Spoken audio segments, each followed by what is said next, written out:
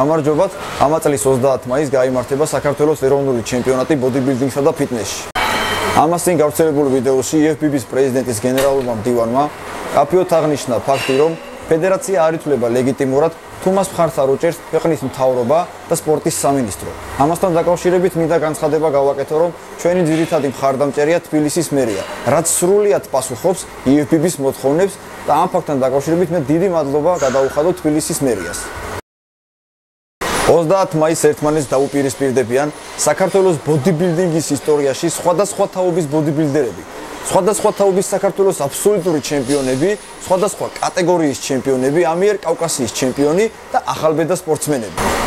და 30 მაისს გამართული ჩემპიონატი იქნება უპრეცედენტო თავისი ზომით და თავისი ვიზუალური ეფექტები. მინდა დიდი მადლობა გადაუხადო ჩვენს ესპანელ მეგობრებს ჩამობრძანებისთვის და ესპანეთში მოღვაწე ჩვენს ქართველ მეგობარს ალექსანდრე ბარდაძეს დახმარებისთვის. ესპანელი მსაჯების შეფასება ძირფესვიანად დაგვანახებს იმ შესაძლებლობას, თუ რა შესაძლებლობას გააჩნიათ ქართველ ბოდიბილდერებს. მათი შეფასების შემდეგ დაკომპლექტებული საქართველოს ნაკრები იქნება ის ძირითადი ბირთვი, რომელიც ქართულ დროშას ამაყად ააფრიალებს სოფლიოს არენაზე. 75 ქართველი ბოდიბილდერი ელოდება თქვენს ქომაგობას, თქვენ ტაშს და თქვენ შეძახილს 30 მაისს ივენთ ჰოლში. ჩვენ გელოდებით თქვენ.